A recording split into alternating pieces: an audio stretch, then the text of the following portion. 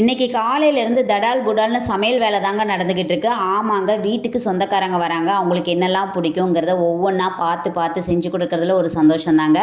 இன்றைக்கி மெனு வந்து எங்கள் வீட்டில் நார்மலாக செய்யக்கூடிய ரெசிபிஸ் எல்லாமே தாங்க நாங்கள் கவர் பண்ணியிருந்தோம். எங்கள் அம்மா வைக்கிற தால்ச்சா ரொம்பவே டேஸ்ட்டாக இருக்குங்க. நான் தான் செய்வேன்னு சொல்லிட்டு அம்மா கிட்ட கேட்டு தான் செஞ்சுருந்தேன். அதுக்கப்புறமா சிக்கன் ட்ரை ரோஸ்ட்டுக்கு மசாலாலாம் போட்டு வச்சுட்டேன். ஒரு பக்கம் பார்த்தீங்கன்னா பிரியாணியில் பின்னி பெடல் எடுக்கிறது என்னுடைய தங்கச்சி தான். அவள் தான் பிரியாணி செஞ்சுருந்தா. இன்னொரு பக்கம் தேங்காய் எண்ணெய்லாம் ஊற்றி கமன்னு எங்கள் ஊர் ஸ்டைலில் எண்ணெய் கறி வச்சுருந்தோம். நான் வைக்கிற எண்ணெய் கறி வீட்டில் எல்லாருக்குமே பிடிக்குங்க. ரொம்பவே டேஸ்ட்டாக இருந்தது.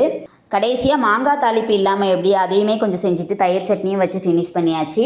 வீட்டுக்கு வரவங்களுக்கு இனிப்பு கொடுக்கணும்னு சொல்லிட்டு முந்தின நாள் நைட்டே குலோப் ஜாமுன் போட்டு எடுத்து வச்சுருந்தேன்.